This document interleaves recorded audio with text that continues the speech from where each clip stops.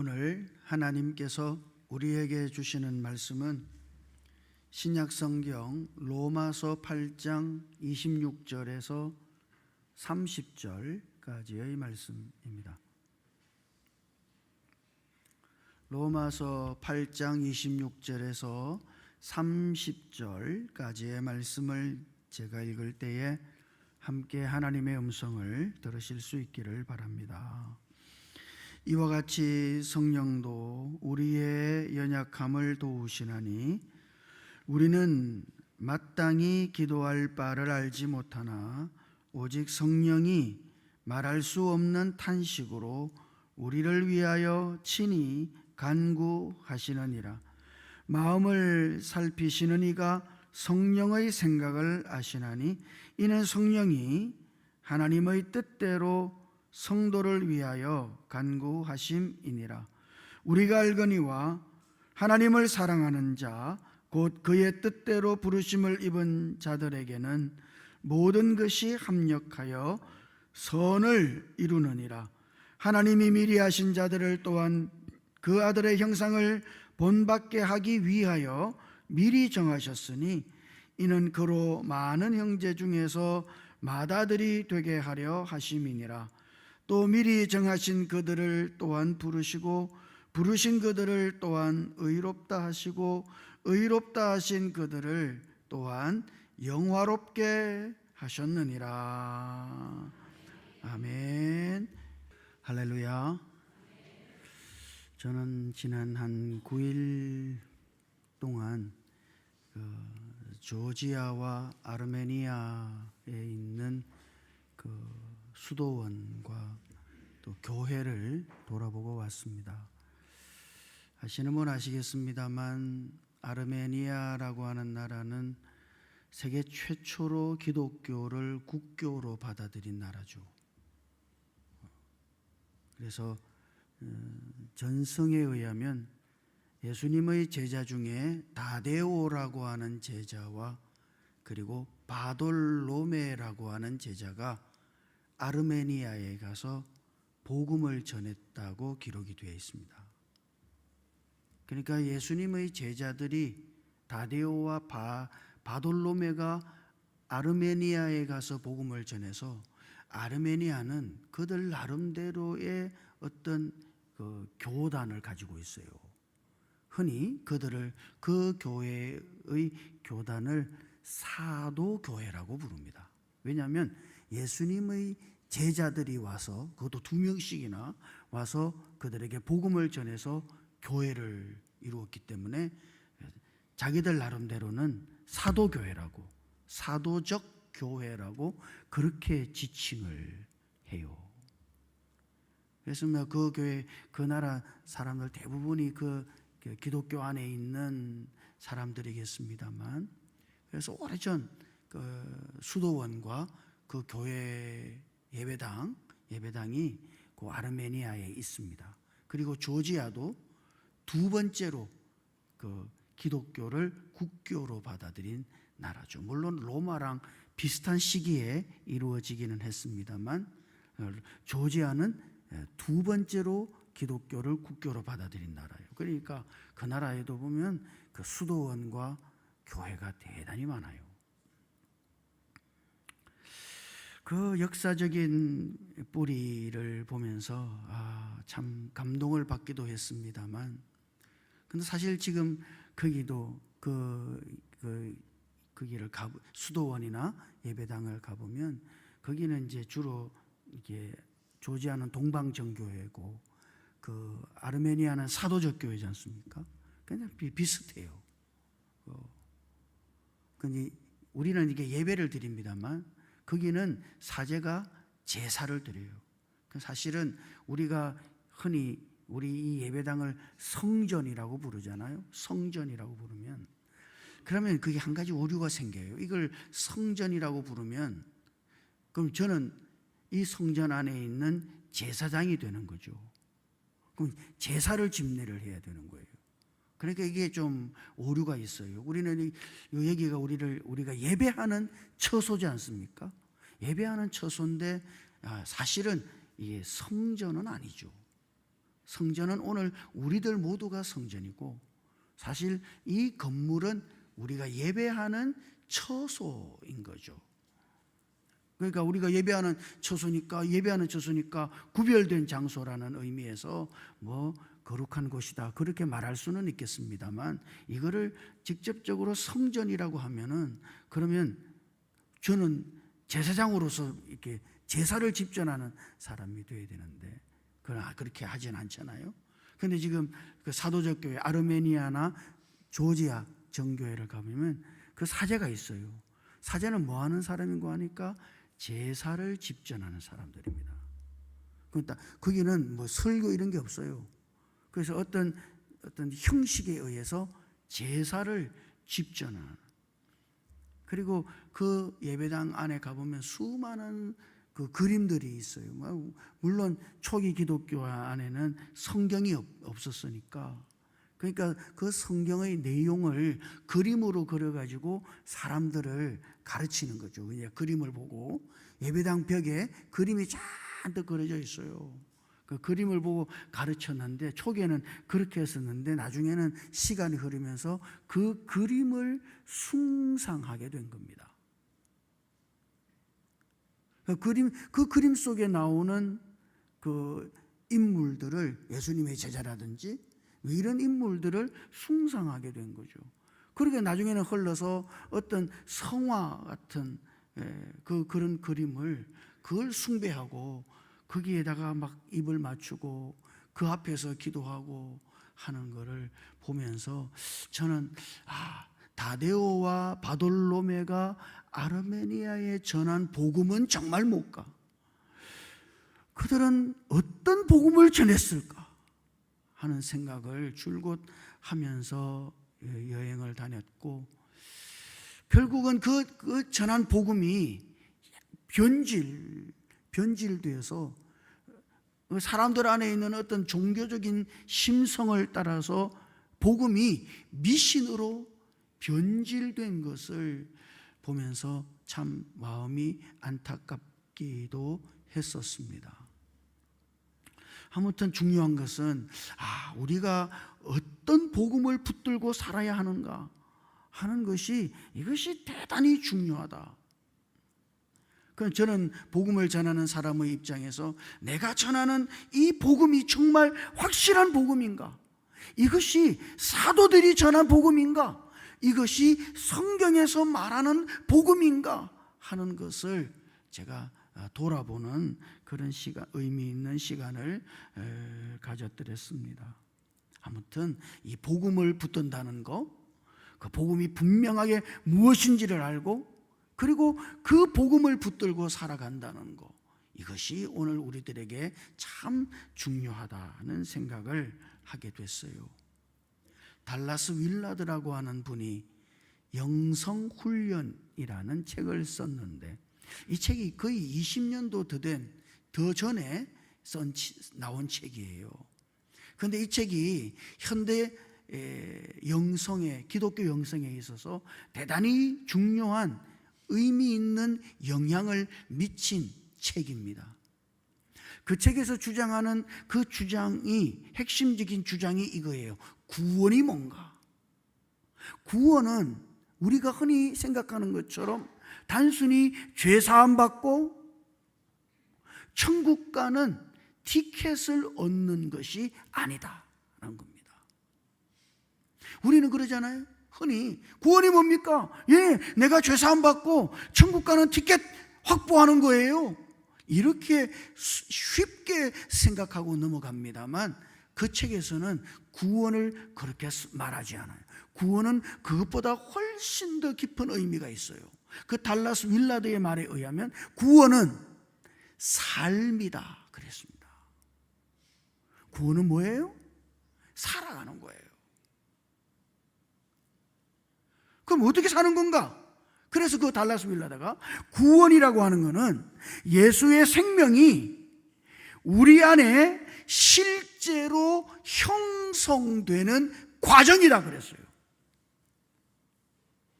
예수의 생명이 우리 안에 자리 잡고, 오늘 우리가 그 예수의 생명 성령에 의해서 사는 그 삶이 구원이다. 그렇게 이야기를 한 거죠.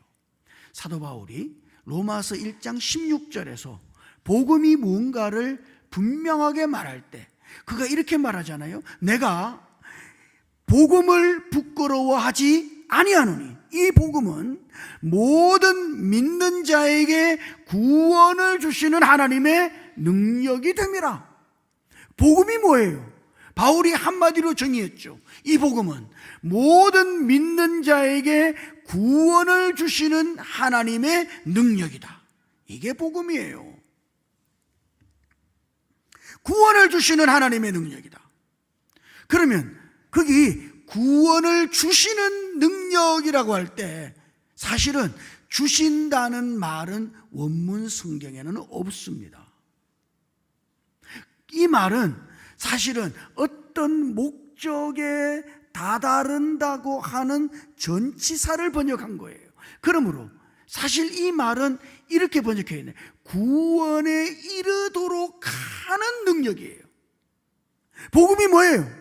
복음은 우리가 구원이라고 하는 그 목적에 이르도록 하는 하나님의 능력인 것이죠. 자, 그러니까 구원은 뭐예요? 우리는 단순히 이 구원을 천당 가서 하나님 앞에 사람들 하나님이 다 이렇게 모아놓고 우리가 하나님 찬양하고 예배하는, 하나님이 그와 같은 것을 생각하시고 그와 같은 것을 목적하셨다고 생각합니다만 하나님의 목적은 완전히 달라요. 하나님이 우리를 향하여 가지신 그분의 목적, 그 목적이 이루어지는 것이 구원이라고 할 때 하나님이 우리를 향해 가지신 목적은 이것입니다. 하나님이 택하신 자들이 영광스러운 하나님의 아들들이 되는 것이에요. 달라스 윌라드의 말을 써서 말하자면 구원이 뭔가? 그것은 택하신 하나님의 사람들이 영광스러운 하나님의 아들들로서 살아가는 것, 이것이 구원이다 이 말이죠. 완전히 오늘 우리가 영광스러운 하나님의 아들들로 살아갈 때 그게 뭐예요? 그렇다면 그는 구원에 다다른 것이죠. 그리고 지금 오늘 우리는 그 구원에 다다르기 위하여 전진하고 있는 것입니다. 그리고 하나님이 우리로 하여금 그 구원에 이르도록 우리가 영광스러운 하나님의 아들들이 되도록 하나님은 지금 일하시고 역사하시고 우리를 변화시켜 가시는 것이죠. 이것이 하나님께서 목적하신 것이며 오늘 우리를 향하신 하나님이 기대하시는 구원인 거예요. 자, 그래서 오늘 우리가 읽었던 29절과 30절을 읽어보면 한번 같이 읽어볼까요? 이 말씀을 같이요. 시작. 하나님이 미리 하신 자들을 또한 그 아들의 형상을 본받게 하기 위하여 미리 정하셨으니 이는 그로 많은 형제 중에서 맏아들이 되게 하려 하심이라. 또 미리 정하신 그들을 또한 부르시고 부르신 그들을 또한 의롭다 하시고 의롭다 하신 그들을 또한 영화롭게 하셨느니라. 아멘. 하나님이 선택하시고 부르신, 오늘 우리들을 선택하시고 부르신 궁극적인 하나님의 목적, 그 목적이 뭐예요? 우리를 영화롭게 하는 겁니다. 그러니까 우리가 영광스러운 하나님의 아들들이 되게 하는 것이 하나님의 목적이다 이 말이에요. 그리고 지금 하나님은 우리가 그렇게 되도록 하나님은 지금도 우리 안에서 일하고 계신 것이죠. 그러면 정말 영광스러운 하나님의 아들이 된다는 것은 과연 뭔가? 어떻게 해야 하나님의 영광스러운 아들이 되는 것인가? 거기 바울이 그렇게 표현해 놨잖아요. 그 아들의 형상을 본받게 하기 위하여. 그러니까 이게 목적이에요. 예? 오늘 우리 안에 하나님의 아들의 형상이 온전히 이루어질 때, 그때 오늘 우리는 영광스러운 하나님의 아들들로 나타나는 것입니다. 이것이 하나님의 목적이에요. 거기 그 아들의 형상을 본받게 하기 위하여 할 때 형상이라고 하는 이 말은 어떤 대상을 정확하게 반영한다는 의미를 가지고 있어요. 그러니까 오늘 우리가 참 하나님의 아들이신 누구? 예수 그리스도. 그분의 모습을, 그분의 형상을 우리가 정확하게 나타내고 반영하는 사람이 되도록 하나님은 뜻을 정하시고 목적을 가지고 일하시고 계신 겁니다. 뿐만 아니라 그게 본받는다는 이 말은 단순히 어떤 흉내를 내는다는 말이 아니에요. 하나님의 아들의 흉내를 낸다는 말이 아니라 이 말의 원래 뜻은 이것입니다. 똑같은 본성을 가짐으로써 똑같은 행동을 하는 것을 가리키는 거예요. 그러니까 그 아들의 형상을 본받는다는 것은 뭐예요? 하나님의 아들의 본성과 똑같은 본성을 우리가 지니고 그 본성에 따라서 똑같이 사는 그런 상태를 가리키는 말인 거죠. 이것이 하나님께서 우리를 향하여 목적하신 것이며 이것이 하나님의 구원이에요. 구원은 뭡니까?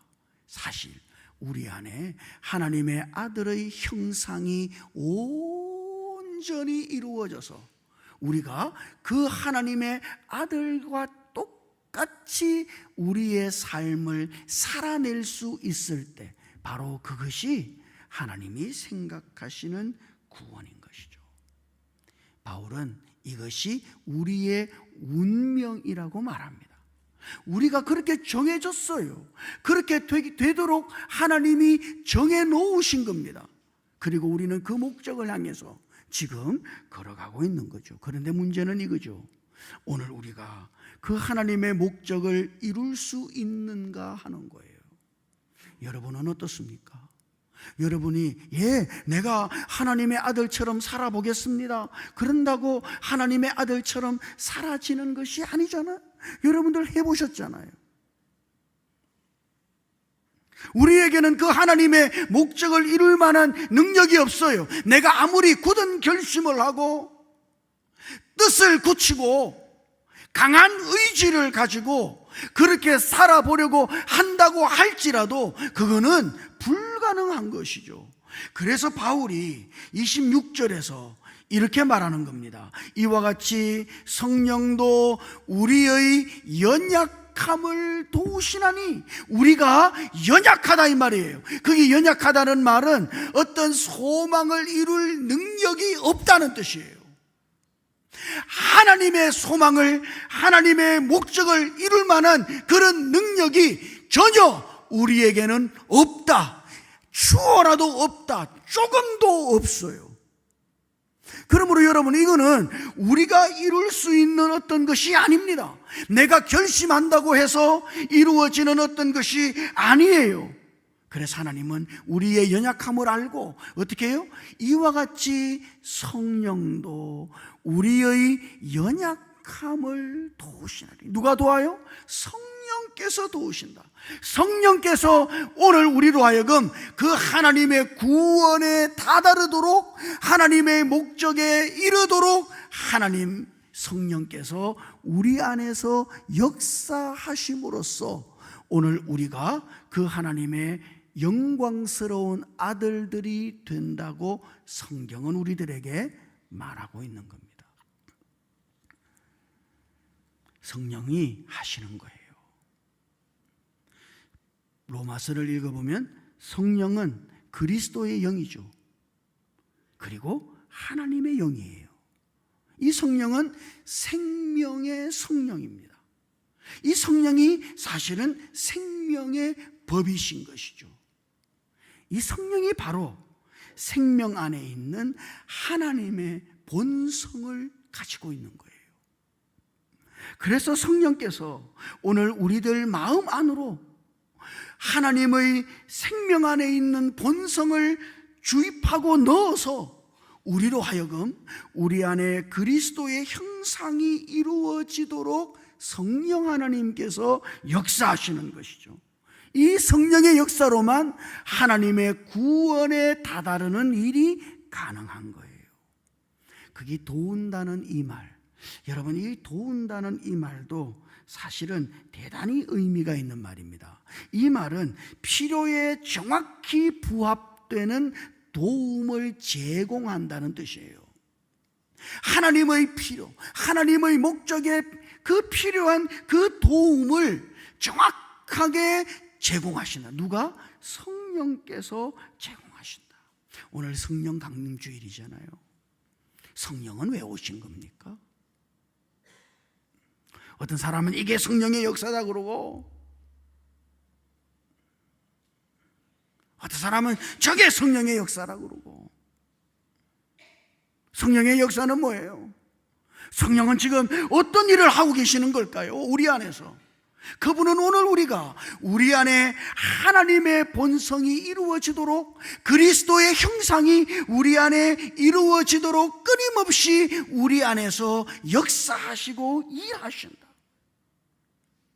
그래서 오늘 우리가 이 성령의 일하심에 협력할 때, 성령을 바라보고 성령 안에서 기도하고 성령을 앙망할 때, 그때 성령이 우리의 마음 안으로 흘러들어서 우리의 마음 안에 그리스도의 형상이 온전히 이루어지도록 점점 더 역사하시는 것이죠.